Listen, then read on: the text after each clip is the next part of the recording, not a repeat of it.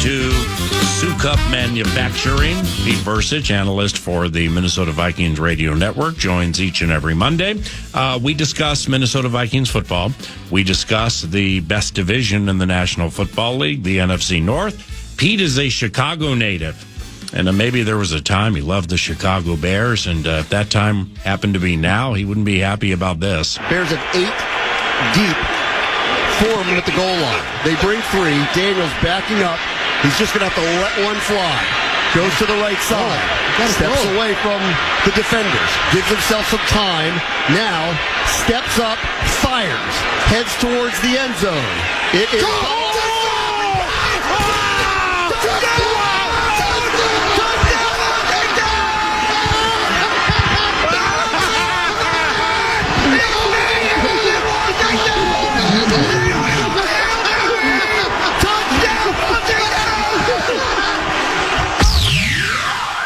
Peter, how about that Maryland Miracle to foil the Chicago Bears? And good morning. Good morning. That was a little chaotic in the booth after that, huh? Holy cow! Yeah, it's like they opened Poopy Dave's mic and let him get a crack at the end of the game. Exactly, and I was kind of hoping to hear Joniak and Thayer on the other side of it too. Oh my goodness! Yeah, that's a fade to black moment for the Bears the wrong way. Yeah, and that's why you got to pay attention to details. And there's you talk about our game with all the question marks and the ifs and buts. I mean, how about that one with handing the ball off to an offensive lineman and some of the play calls late and and holy cow. Yeah, that I'm glad you brought that up, man. They're trailing. Talk about pressure points thanks to Sukup and Sukup Manufacturing, which sponsors the Analyst, joining 9 to noon each and every Monday, and pressure points coming up a little later, sukup.com if people are interested. But I'm glad you brought that up, man, because you know better than anybody when you get down by the goal line and you're in a 5-point game and you decide to get sneaky and hand the ball to a backup center who never gets hold of it and drops it. And then Washington gets it and trying to win the game. You know everybody, including all the skill position players, every running back, the general manager, the team president, and the ownership group. You know they all hated that play. Yeah, it's a change up cutesy kind of play, and that's not quite the time to be doing that, right? I mean, earlier in the game, after a couple good drives, second time into the red zone, and then say in a 5-minute period. Yeah, that's in that kind of a game, in that scenario, in that situation. No, that's a bad. There were a few of those offensively, running the ball with Caleb and running, counter powers with the quarterback and some other things that I think people are going to step back and point to those as well, not just obviously the final play, which was a complete and total disaster. The producer, Fox, made a play, and Jeff Joniak, play-by-play voice for the vast and ever-expanding Chicago Bears radio network, described the Maryland Miracle like this. All right, to the right, Ertz, McCaffrey, Noah Brown. To the left, McLaren. And that's where Jaden Daniels is eyeballing. Jaden Daniels sifting back, being pressured. Jaden Daniels hemmed into the pocket, looking for blockers, looking for something. He's got plenty of time. Launches, deep pass into the area of the end zone. Tipped, and it's caught by Noah Brown. He was the tip man, and this place is now gone into bedlam mode. Washington with the miracle finish. The breakup pass into the waiting arms of Noah Brown. Nobody back there. Crushing loss. 18-15 Washington. Hail Mary. 2 seconds left. He's so professional. He's so good. He's so good at what he does, man. But I mean, you could just tell that hurt, right? Yeah, I think if it would have been you hurt me, there. Oh, he caught a touchdown. He caught it. Yeah, it would have been you. He caught it. We had a little bit more. Yeah, I don't exactly know what would have happened. You might have to peel me off the ceiling. Hey, your Detroit Lions hung 52 on Tennessee, and there's the running back throwing passes to the tight end. I mean, they're back at it, Pete. What's interesting is just you look at Caleb Williams completed 10 passes yesterday. Jared Goff completed, I think, 12 passes yesterday. Richardson, who we played this weekend, was 10 of 32. So that's interesting too. It's just this NFC North, not a lot of to get a couple teams who don't throw the football much. It's very interesting that the running back position has been devalued, but then again, you take a look at what the Lions are doing and the most valuable part of their offense, and it's all built around the run. So, what's old is new again, I guess. Darisaw lost for the season. How does that impact the Covenant? A lot. Right. You can't replace him. He's a guy he's one of a kind. He's one of the best in the league, and left tackles don't grow on trees, right? So you have Walter Rouse and Quessenberry, and you have to figure out what you're going to do there. Can you make a trade and bring somebody in? Well, a trade requires you giving up some capital, which we don't have a ton of. I think the biggest impact or the biggest part of that whole thing is that the other four guys on that offensive line, Brandell, Bradbury, Ingram, O'Neal, they all realize that they have to do better. They have to pick up the slack that, if you're going to lose your anchor over there, everybody else needs to get better. So that offensive line is faced with a huge challenge in that respect. So, those four guys are just going to have to, they're going to have to play better. They're going to have to do more. More is going to be demanded of them if they want to continue to win. And we'll see if we can rise and meet that challenge. You know what I mean? It's they can help overcome that whole thing, but they all have to just dedicate themselves to playing better. Do the Minnesota Vikings need Blake Cashman like they need to breathe? The more I watch this defense, the more I think, yeah. I mean, that's a part of what the Rams were doing was a shift in motion on every single play, and I don't think we were 100% rote on all the adjustments, which would explain some of the lateness to what we were doing, and some of the you can't be unsure at all. As a defensive back, things happen too quickly. So if you're just kind of letting things develop, you're done because it all happens too quickly. The other thing that was interesting too was just Pat Jones and how much he was in the game, and he was in a 5-man front. He was in as like a defensive tackle. They also did a lot of 4-man front with him, with a normal 3 in the middle, and then they added Jones, and then Van Ginkel and Grenard were also on the field as well. And I think. And this goes a lot to Dallas Turner too. Is Grenard and Van Ginkel are our two most consistent and solid defensive players right now. Harrison Phillips, I think, is close to that, but those two guys are on the field, and they're on the field all the time. And so it's hard to fit Dallas Turner in there when you can't take the other two off, and bringing in Pat Jones, who is an outside linebacker, but not having, say you want to get Jones in there more, but you can't take off Van Ginkel or Grenard, so you got to find a way to make them fit. And my point is, in all this, is just all this movement and all these different things that we've tried are all the result of Cashman not being around. So yeah, we definitely need him back to get everybody back to their normal positions, and hopefully with him out there, it's going to calm down some of these adjustments. And lastly, assuming this is the game, this is the week, Sunday Night Football against the team with the horseshoes on the helmets, T.J. Hawkinson returns. Where immediately, or really over the totality of games, where do you think that's going to help most? Well, it might help most with the Darisaw situation. If you're going to have to change some of your drops, and instead of 5 and 7, do some more 3-step, more quick throws. He's the guy that you want underneath, right? He's your guy that can run, that can match up on a linebacker and get open. The quick throws, those kinds of things. So he might end up being the biggest help to Darnold if his yards per attempt start to dip because of what's going on with us up front.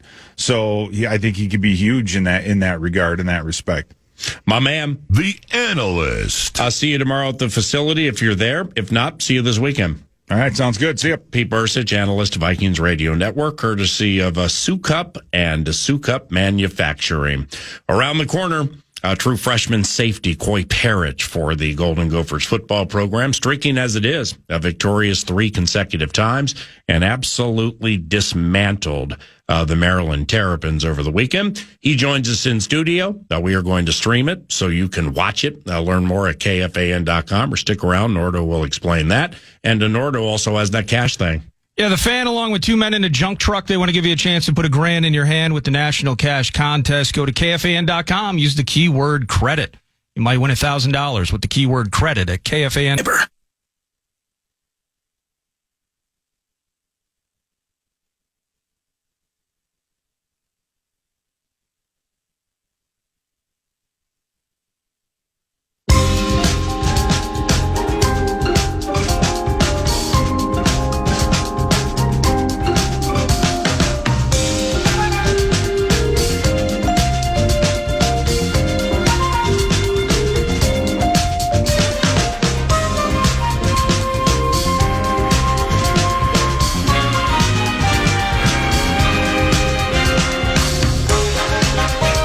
9 to noon. Good stuff.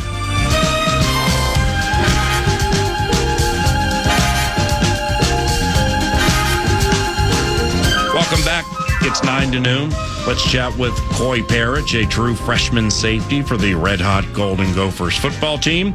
Koi is tied for second in the land with 5 interceptions, and 4 have come the last 3 games, all victories. And when the Big Bad Trojans came to town a few weeks ago, Koi Perich captured the imagination of the nation. 5 receivers set. Deep safeties all the way back at the 6. Miller Moss to throw. Working toward the end zone. It is intercepted! Koi Perich in the end zone! And then, my man in studio right now, and you can watch it, KFAN.com/watch, KFAN.com/watch. We're streaming. What up? It's a Zacco presentation. I mean, Maryland just had no choice but to turtle. Billy Edwards Jr. wants to throw. Waits, lost one over the middle. Too tall. Picked off! Intercepted. Guess who? Koi Perich down the sideline. 40, 30, breaking free, crossing over to the 25, and he's brought down at the 23 by the offensive lineman Alou Bao. But Minnesota with its second INT of the quarter, the 15th interception of the season. Great having you here, and thanks to IFA for the assistance. Are you approaching midterms, or is school quite chill right now? School's really chill. I'm not really the biggest student, but obviously I get my schoolwork done when I need to. I love to focus on football and what that brings. Understandable, and both can be tedious, right? I mean, it's when I'm discussing Vikings football or the NFL or whatever, it's you don't want to go down the road too hard, because I can't completely explain it, but you don't want to turn it into a loser's lament if something goes wrong. But like football is hard, man. Getting to B to C to D. Classwork, schoolwork obviously can be tedious too, specifically if you're like, let me get this straight. I got to cut open this frog in biology, and I'm never going to do anything in my life that has anything to do with science or biology, but I got to cut this frog open. Well, that could be quite tedious too. You know what I mean? Yeah. But what about football playbooks? Like, does that come naturally to you? Do you just really enjoy it? Yeah, that was like one of the only things I've really enjoyed my whole life. Like, if you ask all my friends, I'm always just watching film on my high school film. Like, it's always just like, that's something I've loved to do. Mm-hmm. And then, so the playbook obviously is just another thing that comes with football. So right. It really just came naturally to me when I like studying it. So if I like it, I'm obviously going to get it. It took me a little bit, and obviously I got great coaches to help me with that. Mm-hmm. And yeah, I've just been able to knock it down and be able to perfect that playbook has really improved myself. Koi, I know you're a safety. You're a DB, but you're a safety. And Justin Wally is a corner. Yep. So when it comes to the room, okay, is it all DBs, or do the corners have their separate rooms and the safeties have their separate rooms? Because the best of the best ever to best, they're always picking on the brains of those who either kind of or do the same thing they do. Defensive back, all right, you're a corner, pick 6 though, and I'm a safety, but like, whether it's Justin or whomever, like who do you tap on to help expedite things for you? Yeah, so going back on the room, I mean, we have two different rooms. It's a safety room and a cornerback room. That's obviously we're the duffel bag boys in the safety room. I mean, What's that mean? It's just our little thing that we have. We carry around a little Louis bag when we go into the stadium. Wow. We got a little turnover balls in there, and we got some money in there too. That's Got a Louis bag, NIL must be okay, right? No, that's DC. That's our coach. That's our coach. Either that or you got him from Dion from when he rolled into Boulder. He's like, I'm bringing my Louis and I ain't going anywhere or something like that. Yeah, but so it's just completely different. I mean, the corners, they do their own thing out there. I mean, they're going to put on an island. I mean, they're their own position group. I mean, I'll leave them. What they got to do. So I loved the 45-yard interception return Saturday for several reasons. It's just abundantly clear watching back your picks and watching you play when I get the opportunity to. God has blessed you with vision and just natural gifts that, I mean, you get like how'd you do that? Well, you can't really explain it. It's just like instinct. You know what I mean? But has the spin always come naturally to you? Because you picked that thing off and then immediately went into a spin. Yeah, the spin, I mean, it was just the only move I could hit at that moment. I'm not a big fan of the spin move because I like to see what's in front of me at all times, but that was the only move I could do. And speaking of that vision, I actually got no vision right there. I should have scored. Really? Really? Yeah, it's bad. Well, you found the sideline. Yeah, I got to keep finding the sideline. Right. Can't cut back. That's bad on my part. I need. Well, it's not like things aren't going to 100 miles per hour here right in front of you. And by the way, even though the other team may be full of a bunch of L's, the last thing they want is like to watch you get to the end zone on an interception. I got to score it. I'm gonna make sure. I need to give me a touchdown. That's the one thing I want. Koi Perich in studio 9 to noon, streaming at KFAN.com/watch. And we thank Blake Barretts with IFA for assisting with this. It's really nice to meet a 19-year-old true freshman safety who's capturing the imagination of the nation with a team that's won 3 in a row. Lastly here on this, help me with this because I've heard it a million times. That's why I said, did you find the sideline? Whether it's punt returners, kick returners, interception returners, they all say the same thing is like they want to try to get the sideline. Yeah. But like the out of bounds is inches away from you to the right or the left. So like, why is it so important to get the sideline?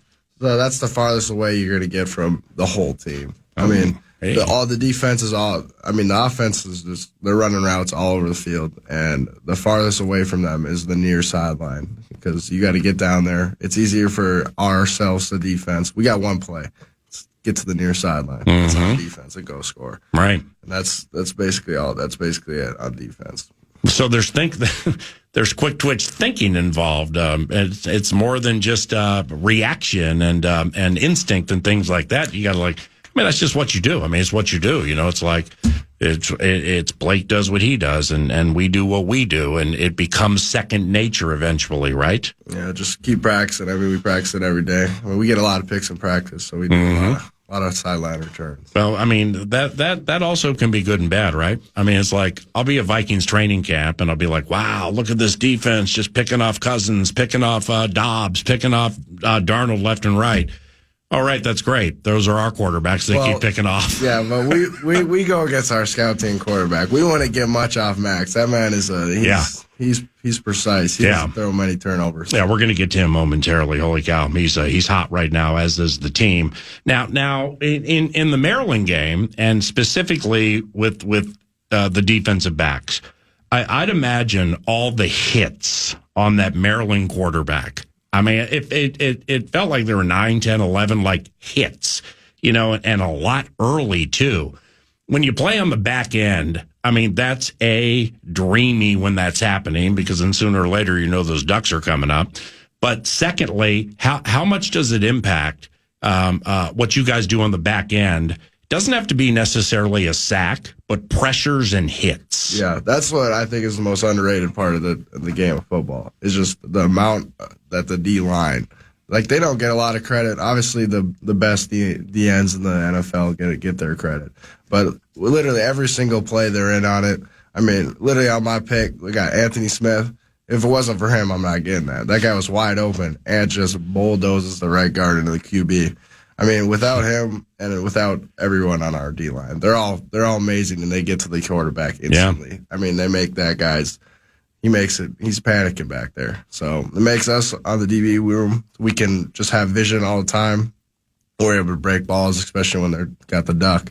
I mean, we got to go get those. So, what was it like playing at UCLA? I mean, playing that squad out there. Had you ever been to Southern California? Like what you think of that? Yeah, I've actually never been to California before, so that was super cool. Like, just be able to you're in Cali. I mean, especially when I got on the field. I mean, I just felt loose.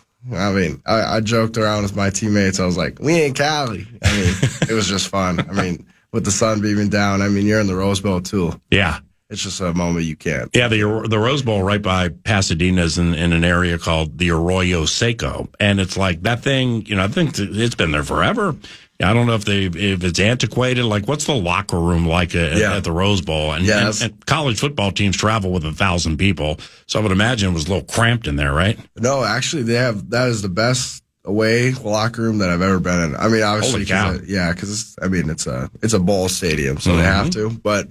It was super nice. I mean, they have pictures all over the wall going back to whatever the stadium was created, all the way up to a concert that was there a few years ago. It's super cool.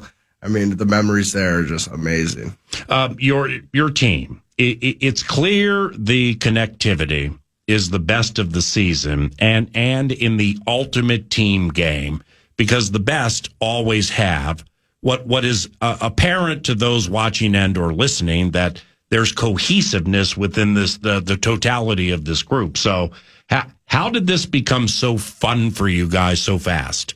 Yeah, I feel like once we all started clicking and we all got comfortable with each other, I mean, it obviously took me a little longer because I got here in the summer, but obviously I came into a very connected group, and the chemistry that we have, I mean, if it's just from offense to even just me in the tubs with the lineman, the offensive lineman or the defensive lineman.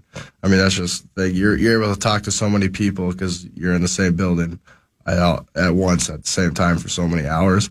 It's just you're able to just build such good bonds with each other, and we're able to take that on the field. It just makes it way more fun. And I mean the teams to whom you guys lost, okay, like the North Carolina game. Correct me if I'm wrong here. It's like the first quarter, like there was a bad quarter. Then the rest of it was pretty good, and and then Iowa and then the Michigan situation with the onside kick, stuff like that. So it's not like we're out here getting beat by 30, really, by anybody. But like whether you're a true freshman or a senior, what do you learn, or like when things get thick and you're like, damn man, we're just so close. Damn, we're so close. Damn, look at this. We watched this back, this, and this, and then it comes together. Like, what leads to that? Because I'm not a luck guy. I don't really believe in luck. You know what I mean? Yep. Like, what leads to that to that flip? So each week we do a thing called, like, we're 0-0 on the season, and we always try to win this week. I mean, this week we got to beat Illinois, and each week we try to learn what we did wrong from last week and just try to build on that every week. And I think we've done that really well. And I think ever since Michigan, we've literally flipped our emotion, and we know that we're one of the best teams in the nation, and we're a top 10 team easily. Easily, you say? Well, with the way things are, obviously with college football, right? Everyone's a good team. Anyone can beat anybody on a day-to-day basis. But I love our team, and I love where we. And I got a lot of confidence. Yeah, and having that mindset. I mean, whether you're tricking yourself into something or not, that for an athlete, I've just found out during the course of time that. Very important, to have that edge to believe that you can beat anybody. It's really cool to hear that from Koi Perich. 19 years of age, true freshman safety for the Golden Gophers football program. And as coach, PJ Fleck joins about 15, 20 minutes from now. That's a weekly piece, 9 to noon. You mentioned the quarterback earlier, Koi, Max Brosmer. Given the position and assumed adjustment while debuting against FBS, what are you seeing from him the last 3? 6 touchdowns, 0 picks, specifically the last 3. I mean, I could go all the way back to fall camp, but he's been locked down the whole year. Obviously, he started a little slow at the start of the year, but I mean, each week that man picks it up, and each week I get more confidence in him. I mean, especially after these last 3 games. I mean, he's been on a tear. I don't know if he's even thrown a pick yet, but every time I look up, it feels like the offense is scoring. So that makes it a lot easier for us and makes it way more fun on the DB side because they actually got to throw the ball if they want to come back in. So it makes me I get more excited because I get more plays. But obviously, Max, he's a beast, man, and he's just one of the best quarterbacks I've ever played with. Well, and he is the best, my man. Right. And when I say the transition, I mean that with respect. But I mean from FCS to FBS, from New Hampshire against, I don't know, Towson State or whomever. Now all of a sudden you're in the big house. I mean that's and you ESCO to college football, Division I college. There are going to be moments where you're like think about the Iowa running back. Can't remember his name. The guy's a beef eater. Holy cow! When he gets downhill, holy cow! You didn't see anything like that in high school. I mean, there's an adjustment. Yeah. Doesn't mean that the corrections or that the transition has to take a long time. But like that's what I meant with Max is there has to be an adjustment. And it seems like that adjustment is in the rearview mirror now, and he completely belongs against this competition you guys are facing. Yeah, I think he's belonged probably his whole career. I mean, he was the FCS leader, right? I mean, practically the whole time. So it's just, I mean, he just came in. Obviously, he does his job. He does his work. He puts in his time. I mean, he's a QB. At the end of the day. Saturday's 320, 4-0, 320 yards, 4 touchdowns, 0 picks. Just terrific. And the yards per attempt for Brosmer was a gaudy 9.6. Well done, young man. In the USC highlight we heard earlier, Mike Grimm on lead vocals. In what ways, if any, did the game winner against USC change your life? Maybe too big of a statement, but it's like things had probably changed in your life after that. I don't know, like NIL scoop, different conversations in the cafeteria. I have no idea, but in what ways did things change for you? I just thought, I started enjoying football a lot more. I mean, that was really, it really hit me how much, that can impact your life. I mean, it was just awesome. I mean, you got to see the fans storm the field.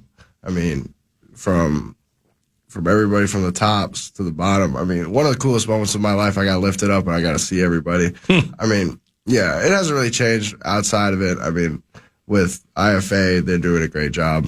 They got that handled. So, right. I mean, it's just super fun. And that moment, I'm going to have that for the rest of my life. What led you to tweet, "Who's LeBron"? I'm guessing the fantastic vertical on the pick. Your vertical was unbelievable. Yeah, that's just a thing between me and my cousin. I just think it's super funny. Oh, I see. Yeah, I think it's super funny. LeBron's the GOAT, by the way. Just gotta throw that out there. Okay. Well, I saw months ago from Bring Me the News that you visited Ohio State and canceled a journey to Tallahassee, then signed here. First of all, is that accurate? I don't know about Tallahassee. Okay. But they wanted you to come down. Florida State? Yeah. Yeah, I was going to go to Florida State, but okay. I didn't want to. I only ended up choosing Ohio State because I see. That's really the one other school that I wanted to go to. Mm-hmm. But that is true. I did go down to Ohio State. Okay. Now, so why here? Like your adoration for the state, you're from here. But there have been a lot who have a lot over the course of time who have loved the state, loved the pro team, loved the college team and all that, but went elsewhere. So why'd you stay? I got two things. I mean, obviously, my first thing for me was the NFL. My whole dream, my whole life has been to go to the NFL. And even the last two safeties I played my positions have been drafted really high, in Antonio Winfield and Tyler Newman. Yeah. But also Jordan Howden. I mean, this is a safety school. I mean, if you're a safety, I believe you should come here. And also, I believe in what Coach Fleck has done for this program and where we're going. I feel like in the next couple of years, we're just going to keep improving, and it's going to be really fun. Wow, I love that answer. Have you met Harrison Smith? I have not, no. Are you a fan of his game? I have been a Vikings fan my whole life. So okay. So you've watched him, you've watched him basically since you were 6, 7, 8, 9 years of age. I mean, it's his 12th season or something. Yeah. Wow. So when you watch the NFL, who are some other safeties over the course of time that you're like, dog, want to run with him? I want to run like him, dog. Yeah. Who do you like? One of the safeties, Brian Dawkins, that's one that comes to mind. Ed Reed, obviously. Yeah. Ed Reed, the cane, the bomb, and in the NFL and at Miami. Yeah, Jesse Bates is really good. I also like Derwin James. I like to take a lot of his drip that he's got and wear what I have on the field. Right. Do you have to explain the term drip to your agent, Blake Barrett?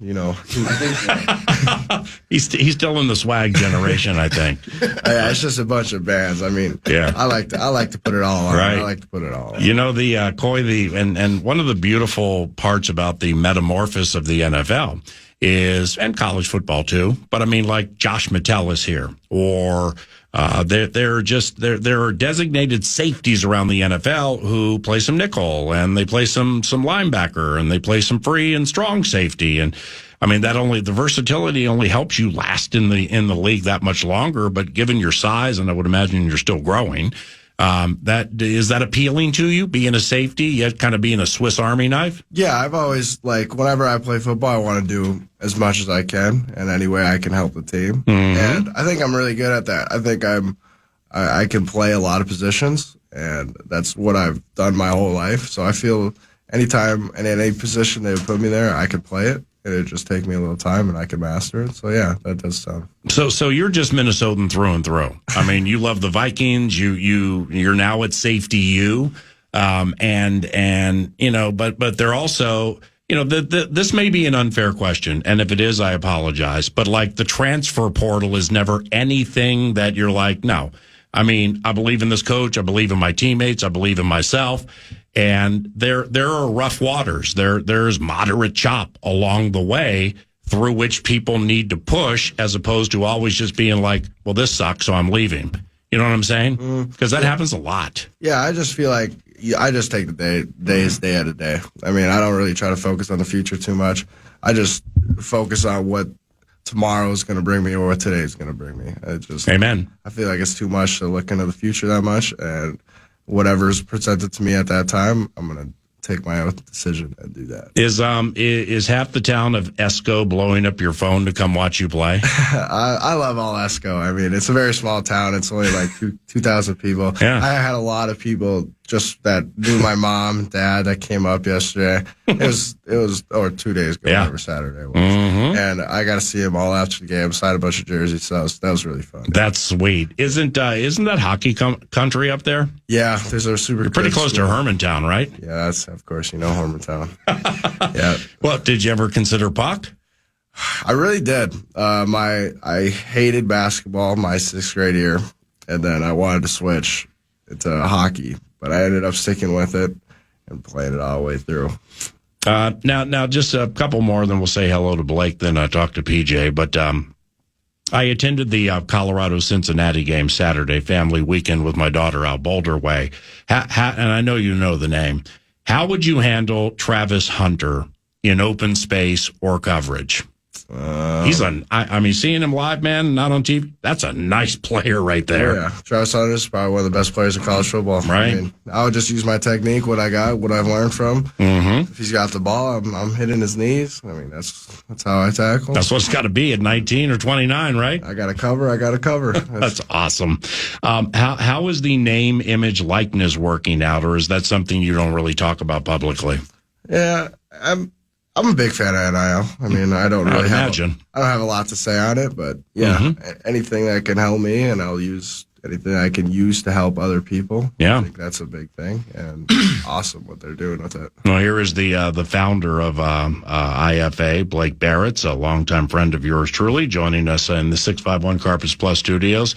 Double B, oh goody, how you been? I've been good, man. Yourself? Excellent. Thank you. And thanks for helping with Koi. That was fantastic.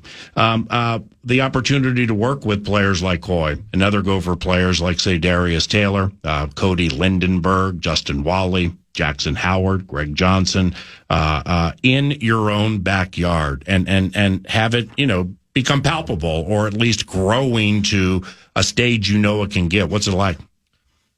Well, it's certainly a lot easier personally and professionally when they're in our backyard. Unfortunately, we got guys all over the place, Oklahoma and Texas and Tennessee and Florida. So this is, in a perfect world, if we could have all Minnesotans that were playing here for the Vikings and the Gophers, my personal and professional life would be a lot easier. Right. But it's just great because you can support them, we can see them, we can utilize our entire staff on a day-to-day basis to actually connect them with the right vendors, the right partners, the right groups. It's hard for us to do the exact same things if we have guys in Pittsburgh, because we don't have our entire headquarters and staff there. We still do it, but we could have a lot greater impact here in our backyard just because of our relationships and understanding the marketplace and be creative with the businesses and the partnerships. So it's certainly better for everything. Have you learned, with Golden Gophers, all right, that like Koi, he's 19, so it's all right in front of him. And it's going great guns right now with those 5 picks. When you have it local, like you said you prefer, but local also is a Minnesotan who happened to make a play that, captured the imagination of the nation in the USC game. How does that impact how you're able to serve him? I mean, I think pretty clearly the more exposure the guys have, whether it's on the field on Saturdays or from a philanthropic and community perspective, opens up the opportunities. I think the hardest thing for 18, 19, 17, 20-year-olds to understand is it's a process. And in the NIL era, positively or negatively, I think a lot of guys want things like that. And it's a process. And he's only going to give himself more opportunities because of his attitude, because of the things he's doing.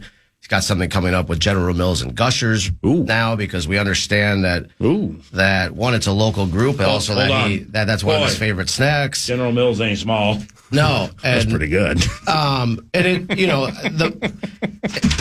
In today's day and age, there's no difference between our professional athletes and our Nabisco's like mother. Okay, anyway, go ahead. No, but when they're just, if they understand the process and we can understand what they're trying to accomplish and achieve, then the opportunities are infinite. Yeah. And he's doing great. PJ recruits a really good locker room. They have really good guys. Yeah. They got guys that are selfless. They have guys that have bought in. They have guys that want to be in the community.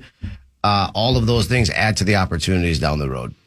You're fantastic. Thank you very much for helping us with Koi. Great meeting you, man. Right. And that seat and that microphone's open anytime you want to stop by. Chat about non-Golden Gophers related sports. And we got Parker Fox, who plays for the basketball team. He joins this radio show every Monday about 15 minutes from now. So we can do that. We like doing that. And if you're interested in spreading your wings a little bit, then just get in touch with us and let us know, okay? For sure, appreciate it, man. Got me in on that General Mills NIL, and shoot, you could be the co-host of this sucker. Good seeing you, man. Continued success, okay?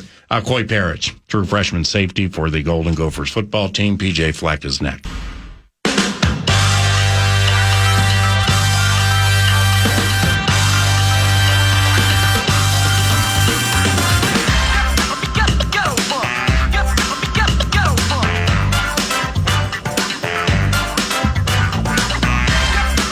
Hey, PJ, Paul Allen, what's going on? How you doing, PA? Good. Congratulations on the Maryland victory and really the last 3, and best of luck moving forward. This is PJ Fleck, coach of the sizzling Golden Gophers football team, and he joins each and every week. We're a few minutes late here. For that, we apologize. And today at KFAN, PJ, is Student Shadow Day. So we got a bunch of students from a bunch of different schools all throughout the state here, and part of the promise was that one gets to ask you a question. So we're going to do that. Fantastic. We're going to do that right now, and I know you being a former teacher, you'll appreciate the arduous nature or the indefatigable nature of these students attempting to ascend. And here is Student Shadow Day. Here is KP, and KP has a question for you. Go ahead, KP. Why don't you blitz your safeties more? You're not initials of KP. I wonder who this is. Go ahead. Well, he wants to know why you don't blitz your safeties more. I thought it was a very fair question by this shadowing student, KP. Is that what I didn't even hear his question. He's so soft-spoken. So please, KP, repeat your question. Why don't you blitz your safeties more? Very fair question.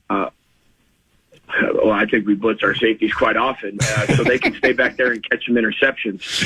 So if we don't like catching interceptions, I can blitz you a little bit more, but, you're not going to be on KFAN as much. Hey, whatever you're doing, it's working. Yeah, he's just here to row the boat. He's just here to row the boat. All right, so I'm about ready to say some more nice things about Koi, so I appreciate you guys stopping by. Thank you very much. That's KP on Student Shadow Day. Holy cow, PJ! What a wonderful, wide-eyed, engaging young man Koi Perich is.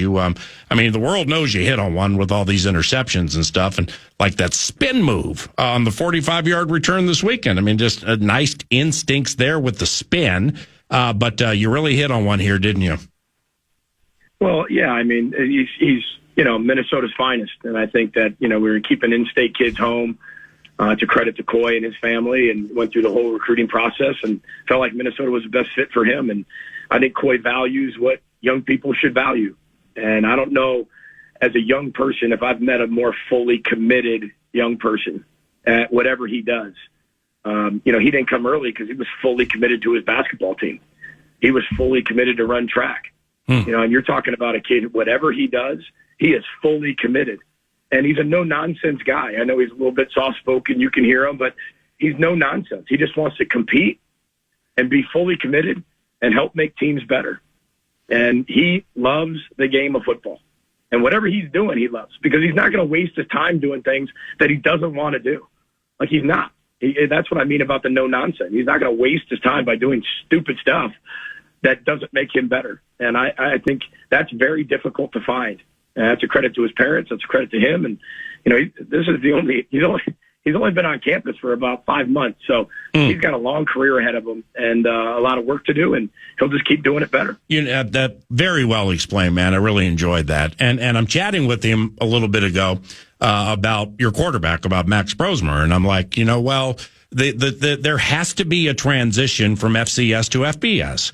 And then all of a sudden you kind of feel like I totally belong and I'm seeing it more slowly and stuff like that. And bam, you get those performances you've got in the last 3 games. But then I'm looking at them as I'm saying it. I'm like, well, what about the ESCO to Big Ten transition for a 19-year-old? And not only is there a transition, but to embrace it the way and some of these other young student athletes do, that's so highly underrated, just how difficult it is. From going against playing against high school players at a certain level to now you're in the big house. Now you're at the Rose Bowl. I mean, that stuff's eye-opening. B, I think that's a great question, because I think the hardest thing to do for young people is stay and stick with the process. Because, they have been the best at what they've done. And I think the biggest transition is high school to college. It's not college to the pros. When you're 24 years old, you're a grown man. Your brain's only 2 years away from stopping to develop. Like, you're a grown man, and you're going to play against another 28-year-old grown man. When you're 18 years old, you're still a kid. You got 1 year of voting under your belt. That's about it. Right. And you're playing against 24-year-old grown men. It's a big difference, mentally, physically, and emotionally. And I do believe that process, sticking to the process of take the lesson that you learned, right, which you might not be that great at it. Go work on it, leave the event, and then do it again and keep living in the truth. So many young people don't live in the truth. Like, I got it figured out. I got it figured out. I got it figured out. And by the time they figure out they don't have it figured out, it's too late. To have an open-minded young person like we do on our football team to truly learn lessons, leave the event, leave the result, and just keep focusing on the process to get better and do it better. I mean, that's very unique, and that's hard to find. That's a gift. Max Brosmer, we mentioned him earlier, 26 of 33. That's 78 and change, 324 and 0 yards per attempt, nearly 10. I mean, that's terrific. So the process is, like we said earlier, with Koi from ESCO to the Big Ten. It's, from FCS to FBS, you're going to see DBs who don't play for Towson State, and there just has to be a transition through which players have to push. And is that fairly stated? Like, was there a transition through which he had to push and still is pushing? And what has happened for him to see it more clearly? Well, he's a young man who will never arrive. That first of all, that's a credit to his parents and what they've done in developing him, Jane and Colin. I mean, they have put him in a position where he is never, ever satisfied, and he'll never stop growing. He is a sponge in every area of his life. But to jump from FCS, you got to go up to the Group of 5, then you got to go to the Power 4, and then you're up to the Super 2, if that's what you want to call it, right? So, yes, that is a massive transition. And everything Max does, there is a transition period. I remember he's got to walk in here in January and lead the entire team. He doesn't even know these people's names, but he did it, and he got better as he did it. Spring ball, first 2 practices, like, oh boy, we're a little jumpy in the pocket. The balls aren't very accurate. We're a little on our front foot. Oh my gosh. Next 13 practices, dynamite. You go to the beginning of the season. First half, North Carolina. Okay. Second half, way better. And you look at what he's put together. This has been a sign that's been showing that whatever he does, sure, there's going to be an acclimation period. There is for all of us. But he makes it really short, really quick, and gets to the mastery stage faster than most people that I've been around. And I know his processing of information is something like I haven't seen very much at all at the quarterback level of guys I've been around. And it's on a different planet. And I think that's what's going to make him very attractive at the next level if that's what he decides to do. What time for 2 more for PJ Fleck? Golden Gophers have won 3 consecutive, beating USC, UCLA, and most recently the Maryland Terrapins. And here comes Illinois. The team that plays at Champaign, Illinois, road game here. What do they do that has your attention as of right now? Well, first, they're ranked. I mean, they're a ranked football team, so they're ranked 24th in the country. A typical Brett Bielema team. They're going to run the football, play action pass, naked you, screen you. I mean, they're very, very physical, and they want to dictate the tempo of the game. And then defensively, they have very unique scheme that kind of puts you in this little funnel and forces you to be really, really good at what you see and execute at a really high level, or they're going to take the ball away from you, and you'll be punting all day. They're very aggressive on special teams. Very well coached, very disciplined team that has beat numerous ranked teams this year and has found themselves ranked at 6-2. And we're going to have to play our best football game of the year, period. I mean, we're going to have to. And we're going to have to do it better than we did last week. And that's the challenge to our players and our staff. And our second student to ask a question on Student Shadow Day here at KFAN and 9 to noon. The initials are PF. And he has this question for you. PF, go ahead. Those are good initials, PA. Those are really good. PF, take it away for the other PF. Hey, PJ, obviously we talked about Max's success, second highest grade, quarterback among PPF this past week. Absolutely awesome to see what he's doing in the pocket. But talk about your confidence in Darius Taylor catching the ball out of the backfield and why it's such a key piece to what you guys want to do offensively. It's a great question, Parker. Really well thought out, because that's exactly what people say, like, why aren't you running balls much? Well, if you look at the touches that our backs are getting and you look at their yards after contact and all-purpose yards, it's kind of like we're still running the football, 30, 40 times, but we're throwing it to them in different ways. And I think that's the evolution of our system and the evolution of our offense is so many people are touching the football right now. And I think, everybody's got to, everybody gets a piece of the pie. And I think everybody likes that because everybody wants a seat at the table then. If everybody's getting a piece of the pie, then I want to be at the table. And if you can have your backs be at the table, your wideouts, your tight ends, and your quarterbacks distributing the ball, fairly, nothing's really equal, but fairly, based on what the progression and the reads are, then everybody's going to be involved. And everybody has that sense of ownership. Everybody has that sense of expectation and standard. And I think that goes and spreads through your locker room pretty quick.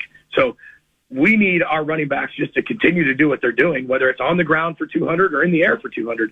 Whatever we're going to do, whenever they touch the ball, just continue to change the game like they have. From our conversations from days gone by, I know Halloween is big at the Fleck household. A bunch of kids stopping by there in their little gremlin and ghoul and goblin outfits. Are you still giving out almond joy and apples and tangerines and stuff, or what are you guys doing these days? We're giving pencils and erasers. Just like a former teacher would.